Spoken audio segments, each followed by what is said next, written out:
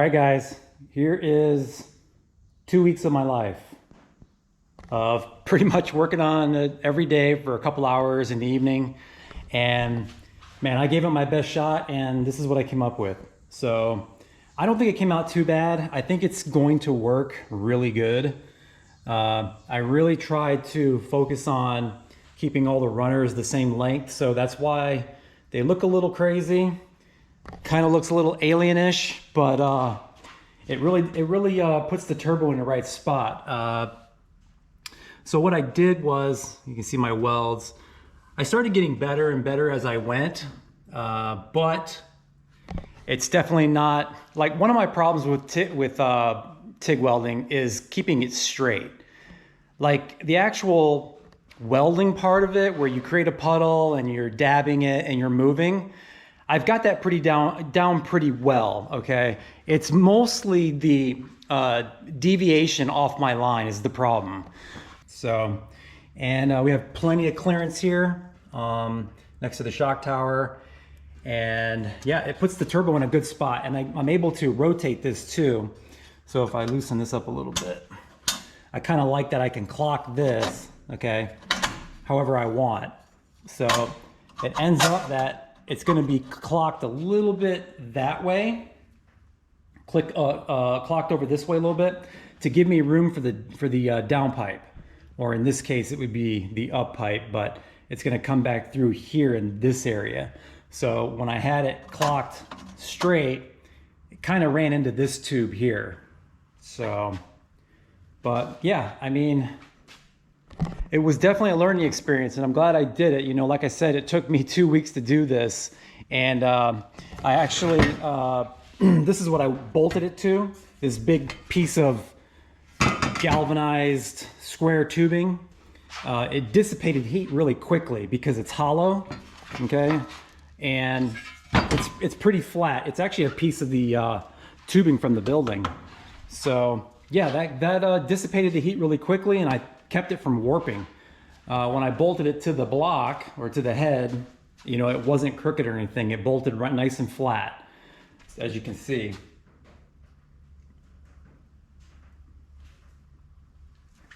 So yeah, I mean, let me go ahead and put the turbo on and we'll kind of take a look at it and see where it's going to sit.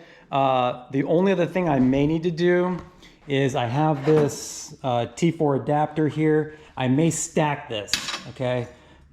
I may stack this up here just so I can get it a little bit higher. Just weld that on there and just get the turbo up just a touch higher.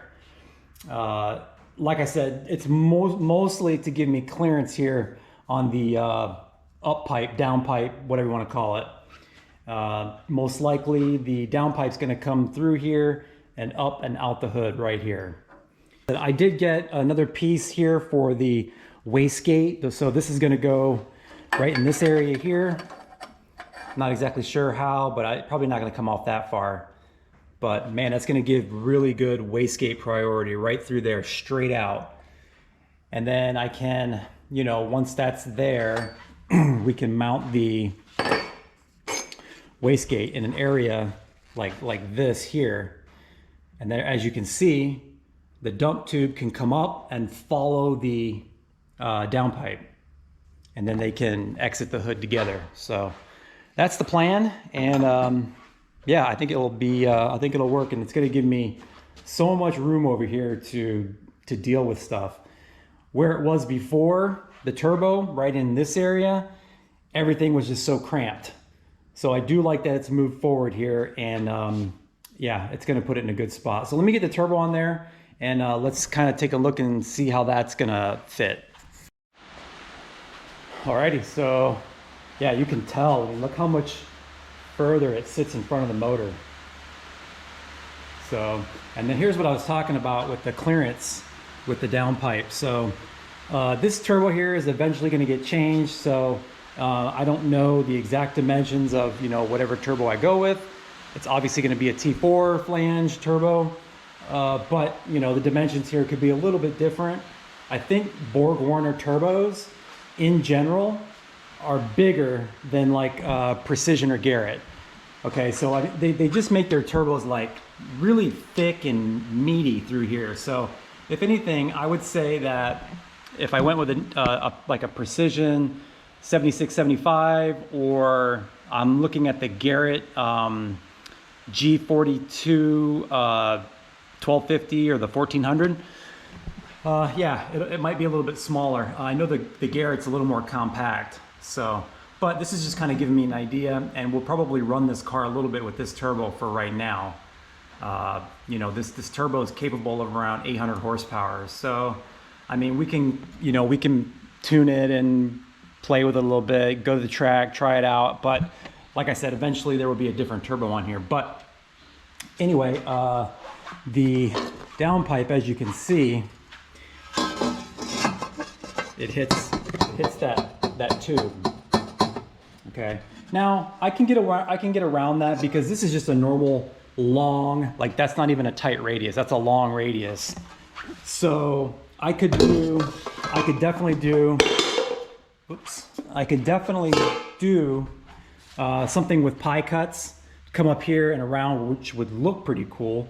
Maybe even titanium. I was thinking about that, but I probably won't do titanium right now, because if I make another downpipe for this turbo, and then I get a different turbo, it'll be a different flange, because this is a different style flange that BorgWarner uses. They call that the Marmon flange, whereas like a Precision or Garrett just uses a regular V-band. So, you know, I may just kind of hack this downpipe up a little bit, hack it up, maybe put a couple pie cuts in there just to get it around that pipe. But yeah, I don't even know if I'm gonna have to support it. I mean, this manifold is solid. I mean, there's some serious weight to it, and it's pretty solid. So, I mean, it would probably be smart to come off of, you know, the plate here, put some kind of a bracket to the turbo. You know, the oil mounts right here, so I could make a little bracket come off of this post, come out, and then just something to give it a little support. But I honestly don't think it would be a big deal. So, but yeah, so let me go in, like the title of the video says, I kind of wanted to break down what this cost me. So if I was to have someone build this manifold, this would be over $2,000 easily. Okay, I've gotten a few quotes and I've talked to a few people, and the going price for that, like even Alex at BPA, he would charge a little over $2,000 for this, I'm guessing. I never actually contacted him directly, but I have seen on his website what manifolds cost, and you know, something this crazy looking would probably be even more. So yeah, around $2,000 is what you'd pay for that. And I kind of calculated in my head with what all I bought, probably $450, okay, total. And I have a few pieces left over. So I have two radiuses left, and these are like $13 a piece, I think. So I have two of those left. So you can kind of subtract that if I was buying exactly what I needed. And I have a section of pipe that I never ended up using. Okay, and this was like $35, I think. Okay, so I have a whole section of pipe. So you can kind of, but I'm gonna go ahead and include that in what the cost is, because, you know, me being new to this, I had to buy extra, okay? So yeah, around $450, and that includes everything, even including 2 tanks of gas, okay? Because in order to back purge this thing, it took a lot of gas to back purge it, okay? And these tanks are, I don't know, $49, $50 a piece to fill, okay? So all that being said, you know, and the flange cost me like no, that wasn't 100. That was like $79 for the flange. I've got about 300 in tubing radiuses, okay? Like I said, another, I bought 2 sticks of the 1.25" pipe. Those were like $35 or $40 a piece. And yeah, like I said, the gas. And that's pretty much it. And then just my time. I mean, it took a long time fitting each pipe. I mean, the last video I did, I showed you guys doing a couple tubes. Well, that was the easy part, because I wasn't I did 2 tubes. These 2 right here is what I did. the last video. And that was easy because there was nothing to go around.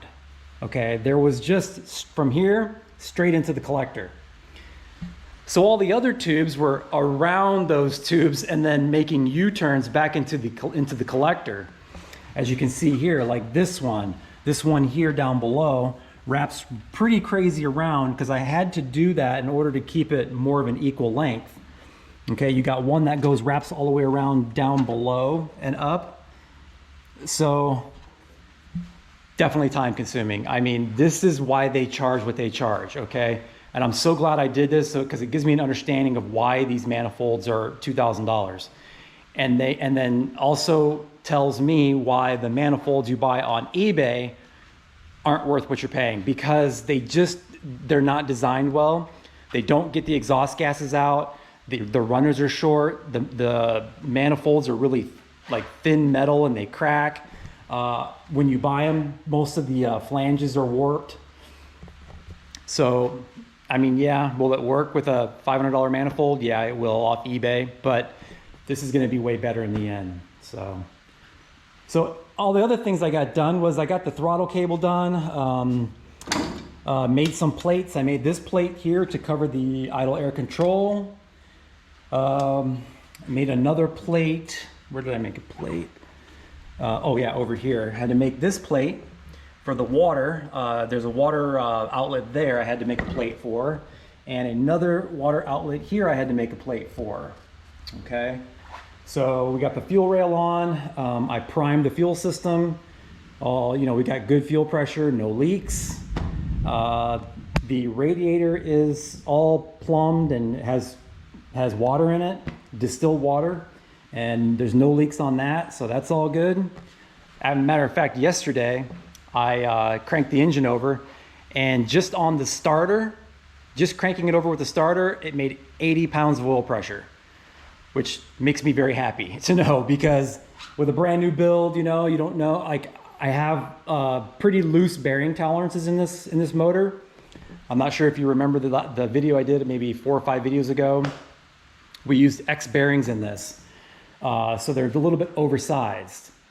And the reason being is because this is a GE block, which doesn't use oil squirters, which means you have more, the engine's not using that pressure for the oil squirters. So I'm using a GTE pump, so that extra oil is good for when you make bigger bearing clearances, if I'm making any sense. I got this information from Real Street, so those guys are real helpful if you ever have any questions about that. But yeah, I mean, we're pretty much ready to go. The only thing we're waiting on now is valve covers. These are not the valve covers we're going to use. These are actually 1J valve covers, and they don't line up. Like the holes don't line up, as you can see. And I don't want to destroy these valve covers in order to make them work. I'd rather just keep them, maybe for a project down the road with that head, or sell them. So anyway, I ordered a set of valve covers, and they should be here, I don't know, in a week or two. So hopefully sooner. I think it might have shipped, but it's coming from overseas. So that's all we're waiting for to fire this thing up. And that's it.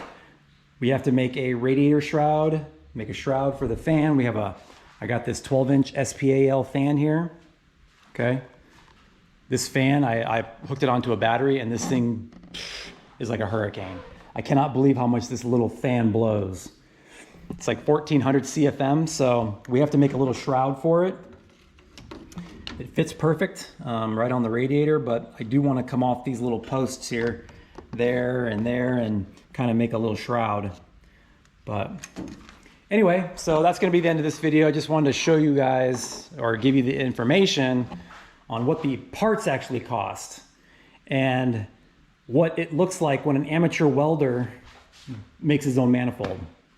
So anyway, that's going to do it for this video. Hope you enjoyed it, and hopefully the next video will be starting this thing. Anyway, check y'all later.